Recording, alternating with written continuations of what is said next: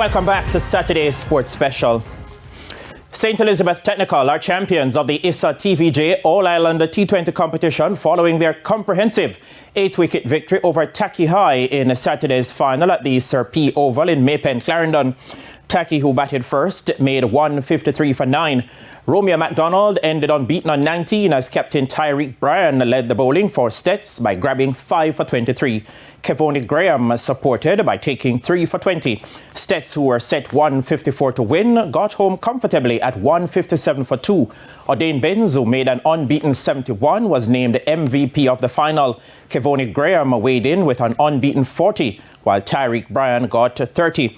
Manchester High defeated Clarendon College by 9 wickets in the third place playoff. And we'll have a comprehensive report in Primetime Sports Sunday. Defending champions Mount Pleasant FC and Cavalier SC will square off in the final of the Wray Nephew Jamaica Premier League on Sunday at the National Stadium. The two will do battle in a repeat of last year's final starting at 6:30 p.m. It's rare that you will see the same two teams contesting back-to-back Premier League finals. Last season, Mount Pleasant and Cavalier played the final, and it will happen again this time. Mount Pleasant will enter the game with the title, while Cavalier will try to relieve them of it. The two ended the regular season as the two best teams, and that's what's driving Mount Pleasant's coach, Theodore Tapper Whitmore. As the saying say, the hotter the battle, the sweeter the victory.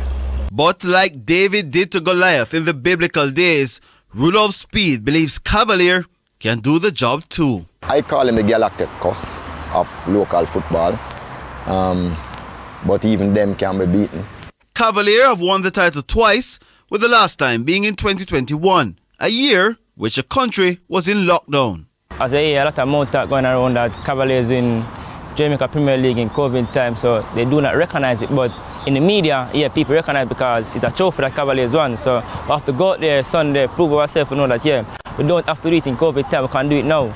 But Mount Pleasant, they are not here just to compete.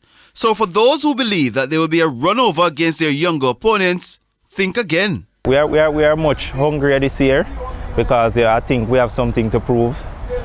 People might feel like last year was a mistake or something like that, but I think we have a lot to prove this year, so definitely we are more motivated. So, will the younger players of Cavalier prevail over the more senior ones of Mount Pleasant? As you know, we have a set of young players which can run probably more than the older players. So let's come and put in the work on the day and hoping that we could. But we have a lot of youth as well, but more experience will tell on these big nights. And Mount Pleasant is not thinking same opponent, same treatment. We're definitely going to win. We wouldn't say same treatment because, you know, we just got to see where they're weak and analyze their team, you know, and see where we can exploit, you know. So we wouldn't say same treatment, but, you know, we're going to go hard and go for the victory.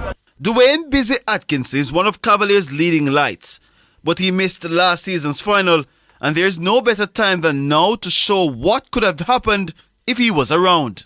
Yeah, now it's time to do it. Go out there and show what it could be. You know that if I was here last year, yeah, Cavaliers could win, but now it's the time to show that, yeah, Cavaliers is here. The final will kick off at 6:30 p.m. with a third place playoff set for 3 p.m. between Arnett Gardens and Waterhouse. Jerome Foster, TVJ Sports.